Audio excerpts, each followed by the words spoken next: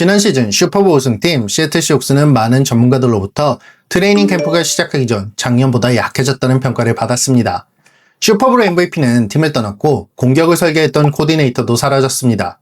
리그 최고의 수비에서도 주전급 선수들이 빠져나갔죠. 그런데 좀 이상합니다. 트레이닝 캠프에서 들려오는 소식만 보면 이 팀은 생각보다 훨씬 더 무서워 보입니다.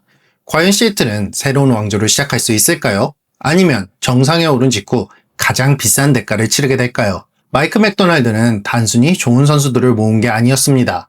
자신이 원하는 수비에 맞춰 젊고 빠른 선수들을 채워넣었고 공격에는 샘 다널드와 클린트 큐비악을 데려왔습니다. 그 결과 시애틀은 경기당 17.2점만 허용하는 리그 최고의 수비를 완성했습니다. 그리고 슈퍼볼에서 뉴잉글랜드를 29대 13으로 꺾었습니다. 드레이크 메이를 6번이나 쓰러뜨렸고 케네스 워커는 135야드를 달리며 슈퍼볼 MVP가 됐습니다. 모든 것이 완벽해 보였습니다. 문제는 NFL에서 우승하는 것보다 우승팀을 유지하는 게 더 어렵다는 겁니다. 우승을 하면 코치들은 다른 팀에서 감독 제안을 받습니다. 활약한 선수들의 몸값도 올라갑니다.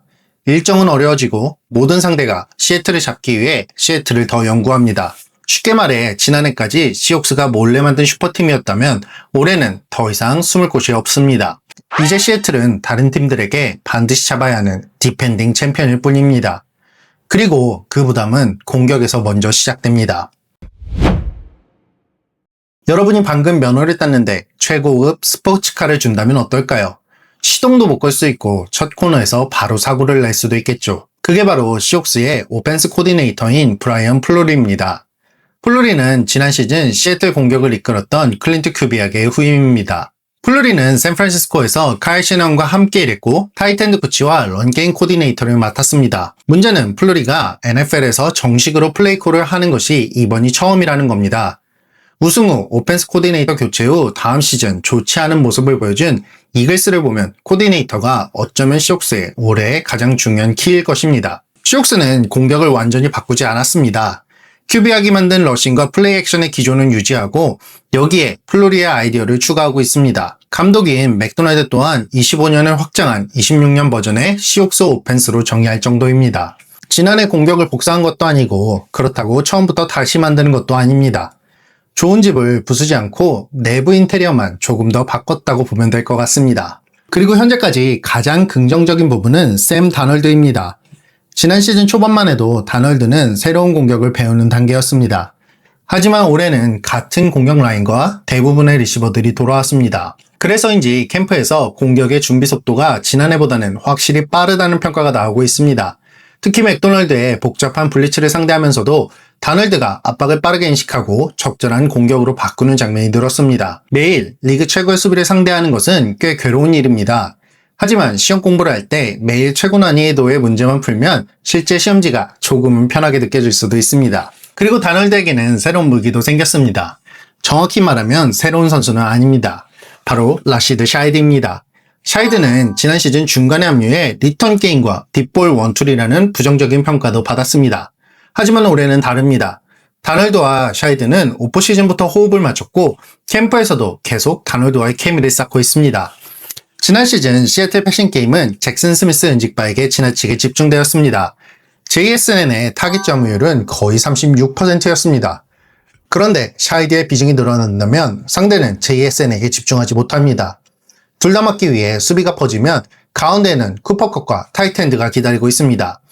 작년에 좋은 모습을 보인 AJ 바너와 올해 캠프에서 좋은 평가를 받는 2년차 아로유가 있습니다. JSN의 컨디션도 여전합니다. 지난 시즌 NFL 리시빙 1위와 오펜시브 플레이어 오브 더 이어에 오른 JSN은 캠프에서 연속으로 고난도 캐치를 만들어냈습니다. 수비가 JSN을 신경 쓰며 플레이를 해도 결국 플레이를 만들어냅니다. 쿠퍼컵은 캠프에서 서드다운 캐치뿐만 아니라 블로킹에서도 존재감을 보여주고 있습니다. 한 플레이에서는 서드앤롱을 퍼스트다운으로 바꾸고 바로 다음 플레이에서는 아웃사이드 라인베커를 직접 막아 러닝백이 외곽으로 달릴 길을 만들었습니다. 화려한 장면만 보면 JSN과 샤이드가 먼저 보입니다. 하지만 공격 전체를 연결하는 선수는 여전히 컵일 수 있습니다. 시애틀의 공격은 지난해보다 이름값이 화려해진 것이 아닙니다. 대신 상대 수비가 계산해야 될 경우의 수가 많아졌습니다. 하지만 여기까지 들으면 한 가지 의문이 생깁니다. 그렇다면 시애틀 공격은 정말 지난해보다 강해진 걸까요?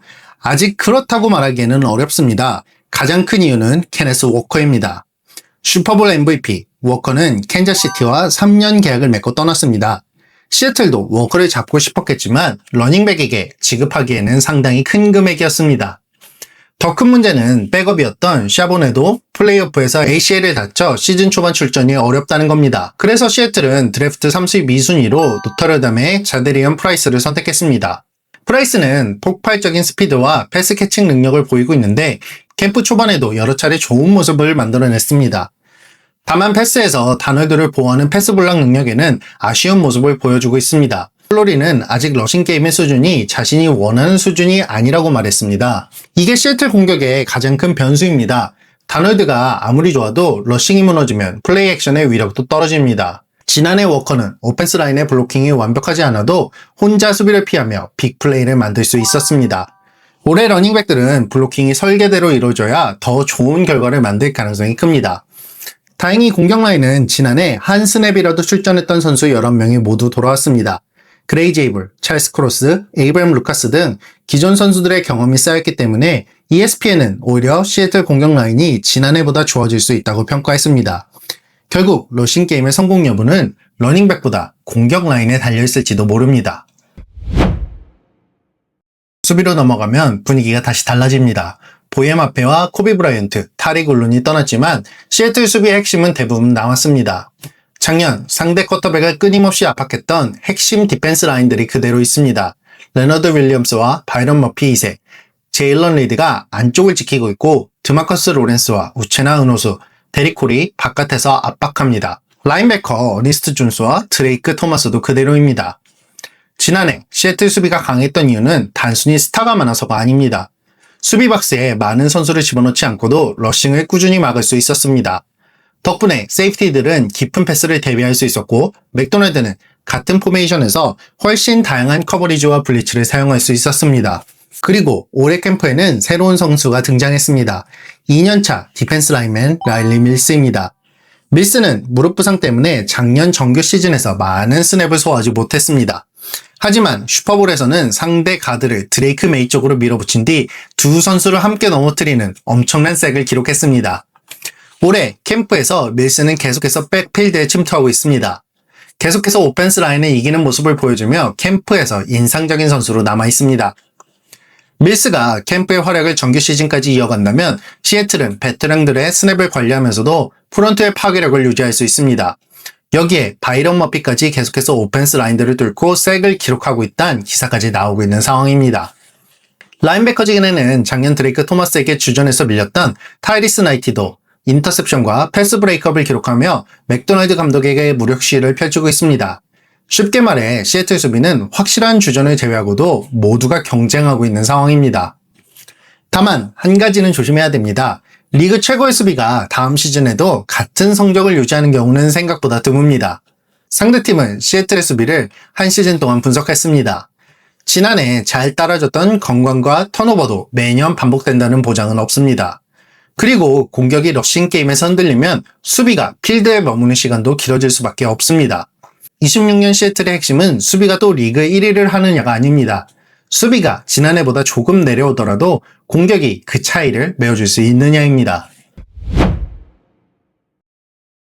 여기에 NFC 서부지구도 경쟁이 쉽지 않습니다. 램스는 여전히 시애틀의 가장 강력한 라이벌입니다. 샌프란시스코도 주요 선수들이 건강하다면 언제든 다시 올라올 수 있습니다.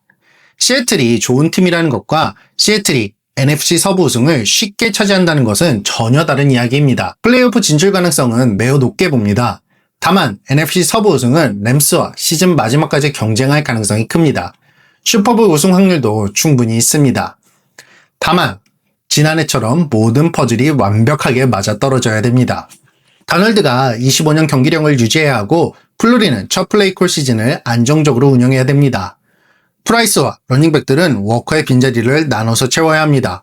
그리고 수비는 지난해의 압도적인 성적이 어느 정도 내려가더라도 톱5 수준을 유지해야 합니다. 이 조건들이 맞으면 시애틀은 다시 슈퍼볼에 갈 수 있습니다. 반대로 러싱 게임이 무너지고 플로리의 플레이콜이 흔들리고 수비까지 자연스럽게 하락한다면 10승 안팎에서 와일드카드 경쟁을 할 수도 있습니다. 지난 시즌 시애틀은 아무도 모르게 슈퍼팀을 완성했습니다. 하지만 올해는 다릅니다. 더 이상 몰래 만든 슈퍼팀이 아닙니다. 26년 이 팀은 강하다는 것을 증명하는 시즌이 아닙니다. 지난해의 우승이 우연이 아니라는 것을 증명해야 하는 시즌입니다. 왕자에 오른 데는 성공했습니다. 이제 남은 질문은 하나입니다. 시애틀 시옥스는 왕자를 차지한 팀으로 끝날까요? 아니면 새로운 왕조를 시작한 팀이 될까요? 감사합니다. 찬이풋볼이었습니다.